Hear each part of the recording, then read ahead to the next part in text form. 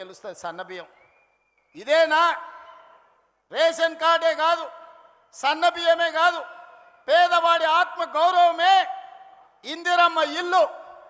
ఈనాడు 4.5 లక్షల ఇందిరమ్మ ఇల్లు పేదవాళ్ళకిచ్చి ప్రతి నియోజకవర్గంలో 3,500 ఇల్లు వచ్చిన వాడికి 5 లక్షల రూపాయలు ఉచితంగా ఇస్తే ఈనాడు పేదలు ఇల్లు కట్టుకుంటుంటే మీ కళ్ళు గుట్టి ఈరోజు మీ కడుపంతా మసిమసి అవుతుంది. మీరు 1000 ఎకరాలలో గజ్వేల్లో ఫామ్ హౌస్ కట్టుకోవచ్చు, 100 ఎకరాలలో కొడుకు జన్వాడలో ఫామ్ హౌస్ కట్టుకోవచ్చు, అల్లుడు మోయినాబాద్లో 50 ఎకరాలలో ఫామ్ హౌస్ కట్టుకోవచ్చు, శంకర్పల్లిలో బిడ్డ 25 ఎకరాలలో ఫామ్ హౌస్ కట్టుకోవచ్చు. మీరు మాత్రం ఎకరాల కొద్దీ 100 కోట్లు పెట్టి ఫామ్ హౌజులు కట్టుకోవచ్చు. ఈ పేదోడికి 5 లక్షల రూపాయలు ఇందిరమ్మ ఇల్లు ఇస్తే మీ కడుపు మంట ఏందని నేను అడుగుతున్నా. నిజంగానే మీరు ఆనాడు ధనిక రాష్ట్రం ఉన్నప్పుడు పేదోళ్ళకి ఇల్లు ఇచ్చుంటే సంవత్సరానికి 2 లక్షల ఇల్లు కట్టినా 10 ఏళ్లలో 20 లక్షల పేదోళ్ళు ఇంటి వాళ్ళు అయ్యేటోళ్ళు, ఆత్మగౌరవంతో బతికేటోళ్ళు. ఒక్క రోజైనా పేదోడికి ఇల్లు ఇవ్వాలన్న సోయి మీకున్నదా? మీ భవంతులు, మీ బంగళాలు, మీ గడీలు, మీ ఫామ్ హౌజుల గురించే మీరు కలలు కన్నారు తప్ప పేదోడి కలల సాకారం ఇందిరమ్మ ఇల్లు ఇవ్వాలని ఎన్నడన్నా తండ్రి కొడుకు అల్లుడికి ఆలోచన వచ్చిందా? ఆ పేదవాడి ఇంట్లో రైతులకు 24 గంటల ఉచిత కరెంట్ ఇస్తే భూమి ఉన్నోళ్ళకే లాభం. మరి భూమి లేని నిరుపేదలు మున్సిపాలిటీలలో, పట్టణాలలో, హైదరాబాదు నగరంలో జీవించే పేదలకు ఏం ప్రయోజనమని పాదయాత్రలో అడిగితే 200 యూనిట్లు ఉచితంగా ఇవ్వాల. పేదోళ్ళ ఇళ్ళల్లో కరెంటు వెలుగుతలేదా? వాళ్ళ కళ్ళల్లో ఆనందం మీకు కనిపిస్తలేదా అని నేను అడుగుతున్నా. వంట వండడానికి 500 రూపాయలకే ఈరోజు సిలిండర్ ఇస్తుంటే మా అక్కలు సంతోషపడతలేరా అని నేను అడుగుతున్నా. అదే కాదు, రైతులకు రైతు రుణమాఫీ, రైతు భరోసా, రైతు పెట్టుబడి సహాయము, ఈరోజు రైతులకు ఇచ్చిన బోనసులు లెక్క కడితే 1,56,000 కోట్లు ఈ 30 నెలల రైతుల కోసం ఖర్చు పెట్టిన ప్రభుత్వం మా ప్రభుత్వం.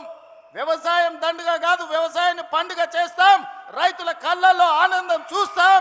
ఇంతకుముందే మిత్రులు ఉత్తమ్ కుమార్ రెడ్డి గారు చెప్పారు, దేశంలోనే తెలంగాణ నెంబరు వరి ధాన్యం పండిస్తే అందులో నల్గొండ మొదటి స్థానంలో ఉందని ఇప్పుడే మా సోదరుడు చెప్పిండు. ఇది మా నిబద్ధత, ఇది మా రికార్డ్. ఈనాడు రైతుల కోసం మేము చెయ్యంది ఏమైనా ఉందా? కేంద్ర ప్రభుత్వం ఎన్నిసార్లు తిప్పినా నేను, తుమ్మల గారు, అదేవిధంగా ఉత్తమ్ గారు పోయి యూరియా తెచ్చి ఈరోజు రైతుల కష్టాలు తీర్చే ప్రయత్నం చేసి, వానలు వచ్చినా ఇక్కడ కార్మికులు వలస బీహార్కు పోయినా, బెంగాల్కు పోయినా వరి కొనుగోలులో నానా తిప్పలు పడి 80 లక్షల మెట్రిక్ టన్నులు ఇవాళ వరి ధాన్యాన్ని సేకరించి దేశంలోనే రికార్డు ఈరోజు సృష్టించినాం.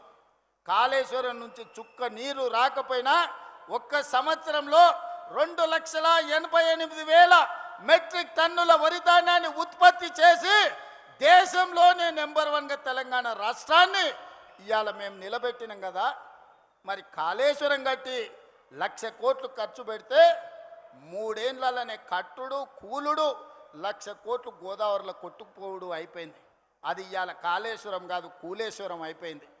ఆ ఎల్ల గొప్పలు చెప్పుకున్నారు. హరీష్ రావు కాదు ఆయన పేరు, కాళేశ్వరరావు అని ఆనాటి గవర్నర్ మోసం చేసి ఆయన కళ్ళకు గంతలు కట్టి హరీష్ రావు మరి కాళేశ్వరరావు అని పిలిపించుకున్నాడు. మళ్ళీ కూలిపోతే అటు దిక్కు మళ్ళీ చూస్తలేరు. అందుకే మిత్రులారా, ఇవాళ ఇదే కాదు, విద్యాశాఖ గవర్నమెంట్ బడికి, గవర్నమెంట్ దవాఖానకు పోవాలంటే ఆనాడు పేదలు భయపడేటోళ్ళు, పిల్లలకు చదువు రాదని, పేదోళ్ళ ప్రాణం సర్కారు దవాఖానకు పోతే నిలబడదని. ఇవాళ అదే పాఠశాలల్లో నర్సరీ, ఎల్కేజీ, యూకేజీ నుంచి 12th క్లాస్ వరకు పాఠశాలల పునరుద్ధరణే కాదు, బ్రేక్ఫాస్ట్, లంచ్, ఈవినింగ్ స్నాక్స్ వరకు పేదవాడి కడుపు నింపాలి, వాళ్ళ కళ్ళల్లో ఆనందం చూడాలి, వాళ్ళు చదువుకొని అంబేద్కర్లా ఈ రాష్ట్రాన్ని, దేశాన్ని ఏలాలి. తెలంగాణ గురుకులాల నుంచి 100,000 మంది అంబేద్కర్లను సృష్టించాలి అని ఈనాడు ముక్కబోని ధైర్యంతో మా ప్రభుత్వం చేస్తున్న ప్రయత్నం వాళ్ళకి కనిపిస్తలేదా? వాళ్ళంటే దొరలు గడీలు ఉన్నాయి, వాళ్ళ దగ్గర దోసుకున్న వేల కోట్లు ఉన్నాయి. వాళ్ళ పిల్లలు అమెరికాకో లండన్కో పోయి చదువుకుంటారు. మరి పేదోడు లంబాడి తాండాలలో ఉన్న మా లంబాడి సోదరులు కానీ, దళితులు కానీ, గిరిజనులు కానీ, ఆదివాసీలు కానీ, ఉన్నత వర్గాలలో ఉన్న పేదోళ్ళ పిల్లలు ఏడికి పోయి చదువుకోవాలి. అందుకే ఈనాడు ఆరుట్ల మీరు చూసిండ్రు, ఆరుట్ల స్కూల్ ప్రారంభోత్సవానికి నేను పోయే వరకు నాకు కూడా అంత నమ్మకం లేకుండే. అక్కడ చూసిన తర్వాత సంపూర్ణమైన విశ్వాసం వచ్చింది. మా ప్రభుత్వ ఉపాధ్యాయులు నా తలెత్తుకునే విధంగా ఈరోజు గర్వంతో మనం దేశం ముందు నిలబడే విధంగా మా ప్రభుత్వ ఉపాధ్యాయులు పనిచేస్తున్నారు. అందుకే ఈనాడు విద్య విషయంలో కావచ్చు, వైద్య విషయంలో కావచ్చు, సంక్షేమ విషయంలో కావచ్చు, అభివృద్ధి విషయంలో కావచ్చు, 40 ఏళ్ల నుంచి రావణ కాష్టంలా వెలుగుతున్న ఎస్సీ ఉపకులాల వర్గీకరణను శాశ్వతంగా పరిష్కరించింది మేము కాదా? 100 ఏళ్ల నుంచి కులగణ జనగణనలో కులగణన చెయ్యాలి, గొర్రెలకు బర్రెలకు లెక్క ఉంది కానీ మా బలహీన వర్గాల లెక్క లేదని మా కైలాష్ నేత లాంటి సోదరులు అడుగుతుంటే ఈరోజు జనగణనలో కులగణన చేసి దేశానికే ఆదర్శంగా నిలబడ్డాం కదా. కేంద్ర ప్రభుత్వం మీద కూడా ఇవాళ ఒత్తిడి తీసుకొచ్చినాం కదా.